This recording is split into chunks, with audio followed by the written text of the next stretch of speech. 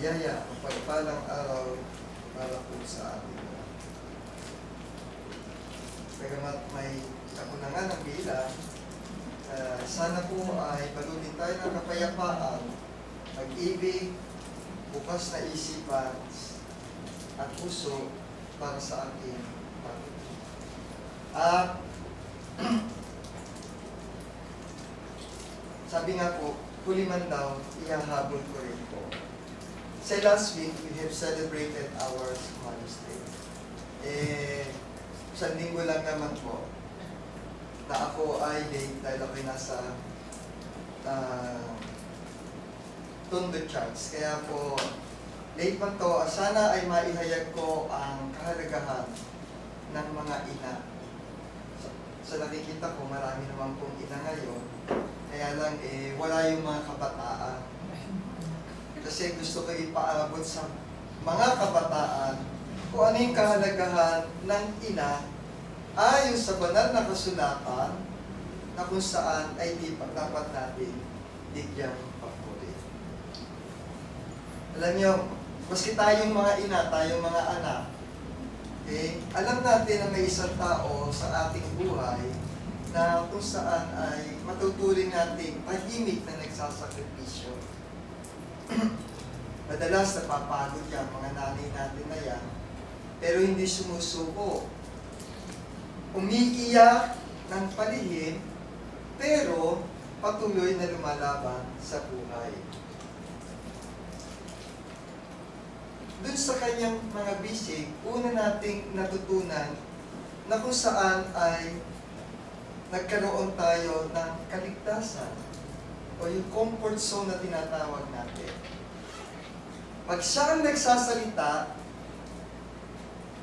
natututunan natin yung kanyang mga wisdom base sa kanyang experience na kung saan ay nagiging matatag tayo bilang mga anak niya.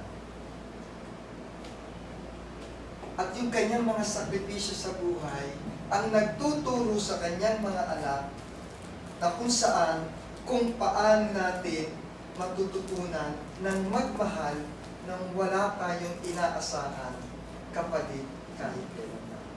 Yan ay isa sa mga katangian ng isang ina.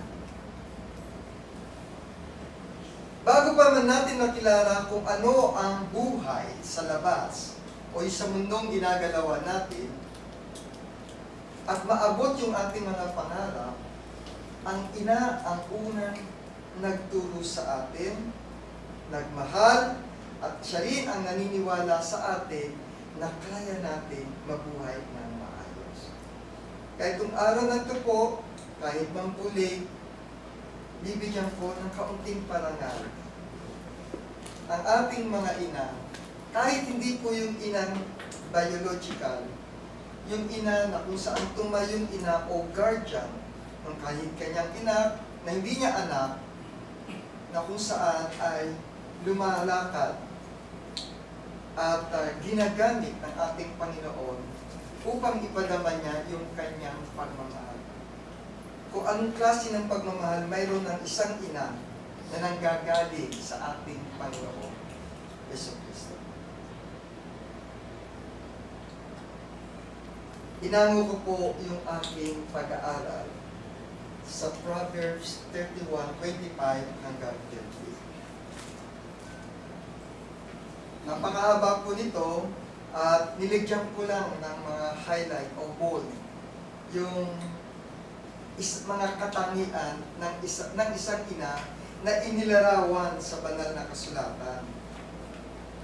Yung Proverbs 31:25 hanggang 30 po ay pagsasalarawan ng isang mabuting ina. Marami po kasing ina eh. Minsan kung mag-o-observe tayo, classified natin eh. Kung tayo ay observant sa ating paligid, iba-iba yung klase ng ina. Pero ayon po sa banal na kasulatan, ang dapat na maging isang tunay na ina, basahin po natin. Kalakasan sa 25, kalakasan at kamahalan ay siyang kanyang suot. Ito'y naglalarawan sa isang ina na kung saan ang isang ina daw ay dapat may matatag at may dignidad. Isang matatag ang ina at may dignidad. Hindi siya madaling matakot sa hinaharap dahil malaki ang tiwala niya sa Diyos. Binubukan niya ang kanyang bibig ng may karunungan at ang kautusan ng kagandahang loob ay nasa kanyang dila. Simple lang po ang nais na ipahayag ng banal na kasulatan sa bagay na ito. Sabi niya, sa 26, nagsasalita siya ng may karunungan at kabutihan. Ibig sabihin, ang mga isang mabuting ina, hindi siya nananakit sa salita, kundi tumutulong siya mag-encourage sa paraan ng pagpapadama ng kanyang pagmamahal sa kanyang anak. 27, kanyang tinitignan mabuti ang mga lakad ng kanyang sambahayan. Okay, bihira po kung makakita ng inang tamad. Bilang pagpapaliwanag po rito, inaalagaan niya ang kanyang sariling pamilya. 28, nagsibangon ng kanyang mga anak at tinatawag siyang mapalad, gayon din ang kanyang asawa ay pinupuli siya dito. Ano pong paliwanag sa verse na ito? Tunay nga na ang isang ina ay biyaya ng Diyos. Isang buhay na patotoo ng pag-ibig na mapagtiis. Kapagkalinga at walang hinihintay na kapalit. Ibig sabihin, nakikita ng pamilya, ng bawat miyembro, ng bawat isa sa loob ng pamilya, ang lahat ng mga bagay na ginagawa ng isang ina para sa kanyang pamilya.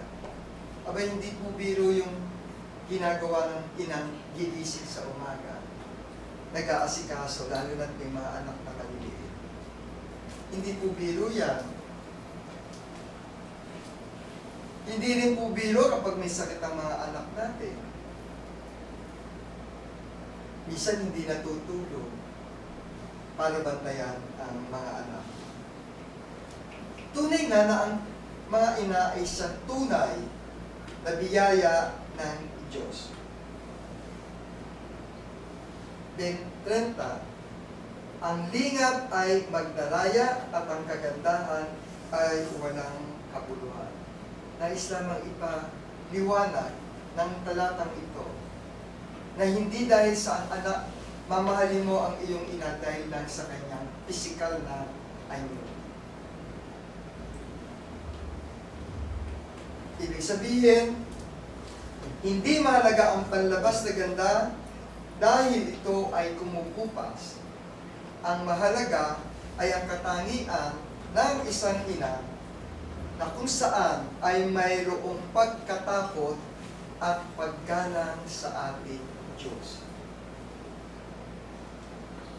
So, ito pong talatang ito ay nagpapakita, naglalarawan kung anong klase ng ina ang itinuturo sa banal na kasulatan. Isa-isahin po natin yung mga dahilan na naaayon sa banal na kasulatan na itinuturo po upang bigyang pahalagahan natin ang ating mga ina. O yung ina na kumikilos kahit hindi man siya inang direktong nagluwal sa inyo, pero siyang nag-aalaga. Maaaring yung kapatid mo, nanay mo, tiyahin mo, o yung pumulot lang sa'yo, o kahit sino na masasabi natin gumaganap ng mga ganitong uri ng responsibilidad.